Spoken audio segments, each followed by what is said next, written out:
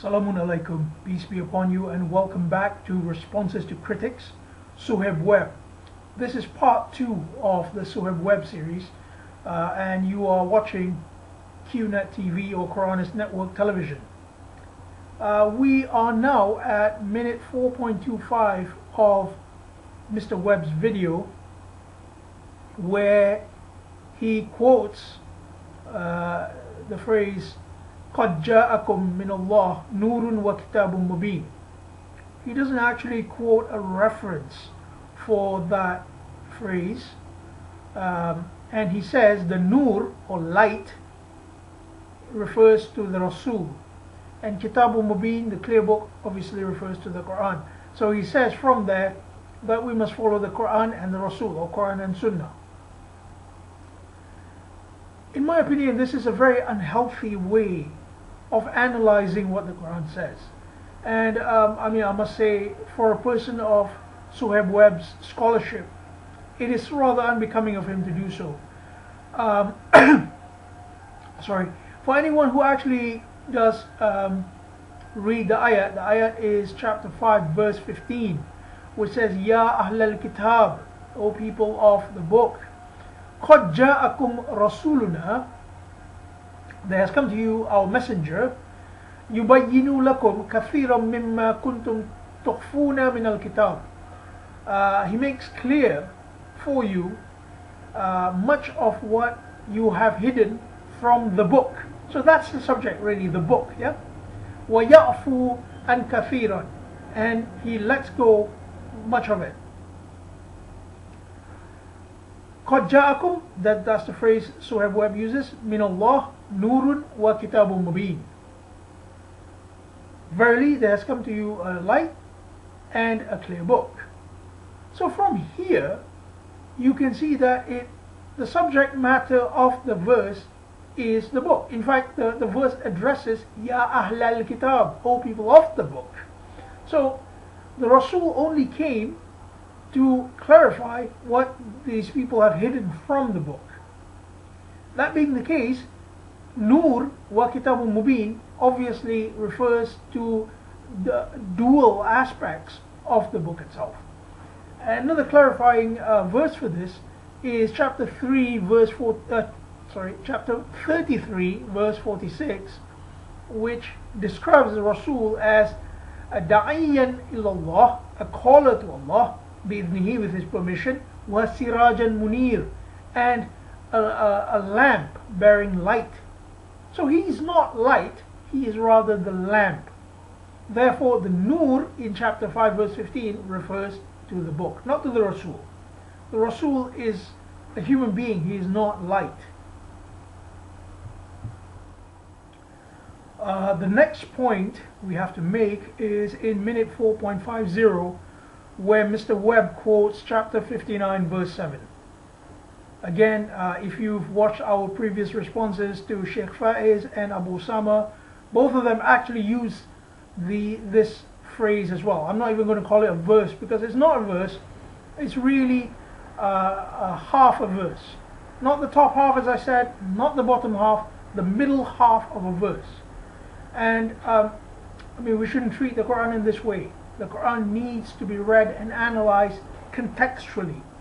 The phrase which they usually quote is, and take what the messenger gives you and deny yourselves that which he withholds from you. وَمَا أَتَاكُمْ رَسُولُ فَخُذُوهُ وَمَا نَهَاكُمْ عَنْهُ فَانْتَهُوا. And this has nothing to do with hadith. It has nothing to do with any extra Quranic law. If you read the verse, what it has to do with is a fa'i or prophets. So I hope Mr. Webb will actually look at the verse and see that he's not quoting the verse in full, and that is actually not sanctioned by the Quran. The Quran expects you to read it as a kitab, as a book, and something which is well arranged. So we now move on to minute 5.00, where Mr. Webb quotes chapter 33 verse 21, which says, لَقَدْ كَانَ لَكُمْ فِي رَسُولِ اللَّهِ أُسْوَةٌ حَسَنَةٌ لِمَنْ كَانَ يَرْجُو اللَّهَ ويوم الآخر وذكر الله كثيرا. Verily for you in the Messenger of Allah is a beautiful example. Some people say the most beautiful example, but actually the word there is just uswatun hasana, a beautiful example.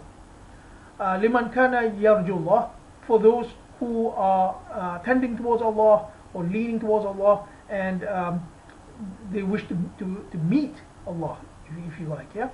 Wa yawm al-akhir, and the day of judgment. Wa dhakara Allah kathira, and they remember Allah much. So usually with traditionalists, what they say is, okay, well, here Allah has clearly stated that Rasulullah is a beautiful example. So how else can we get to know him without knowing hadith? Well, the fact is, this phrase uswatun hasana has been used twice elsewhere in the Quran, and that's in chapter 60 verse 4 and chapter 60 verse 6. So it's almost like a verse bracket, if you like, yeah. 60 verse 4, 60 verse 6. Let's analyze chapter 60 verse 4. قد كانت لكم أسوة حسنة في إبراهيم والذين معه. Verily, for you is a beautiful example in Ibrahim and وَالَّذِينَ مَعَهُ, whoever is with him. So here, Ibrahim, the personality in the Quran, Ibrahim, who is Imam to mankind, is also a beautiful example for us. And not only that, those with him as well. So here we are not seeking Ibrahim's hadith. We are not seeking those with Ibrahim's hadith. Why are we seeking the hadith of Rasulullah? In the same way, we need to look in the Quran itself in order to discover their examples. Chapter 60 verse 6 says, لَقَدْ كَانَ لَكُمْ فِيهِمْ أُسْوَةٌ حَسَنَةٌ لِمَنْ كَانَ يَرْجُو اللَّهَ وَيَوْمَ الْآخِرِ وَمَنْ يَتَوَلَّى فَإِنَّ اللَّهَ هُوَ الْغَنِيُّ الْحَمِيدُ. Verily for you in them, again, Ibrahim and those with him, uswatun hasana, a beautiful example.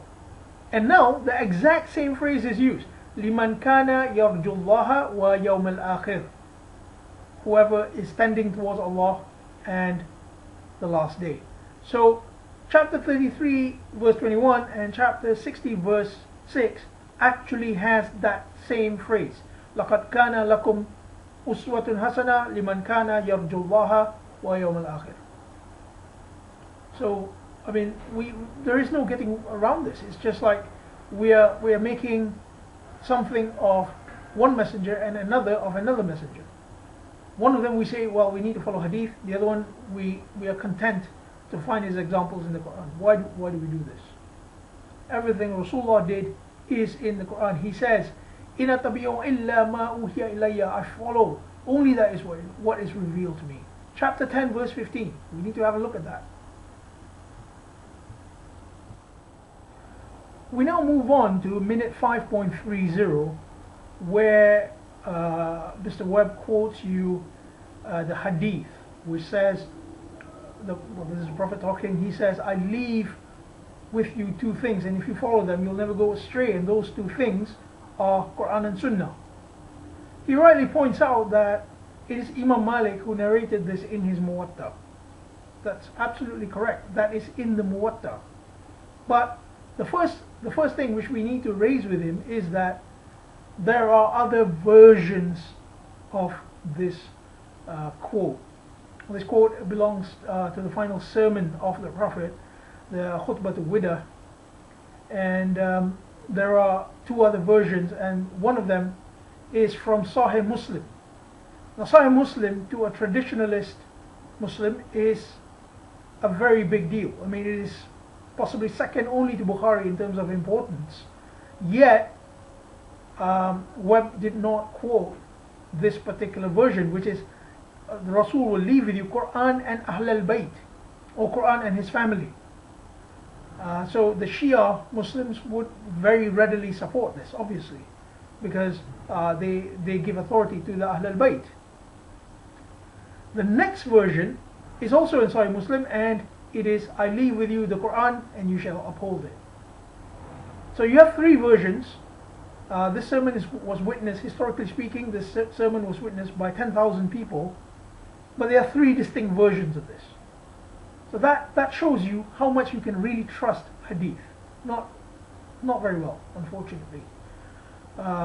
For a sermon which has 10,000 witnesses, and all these 10,000, they are companions of the Prophet, and yet what you have is three different versions.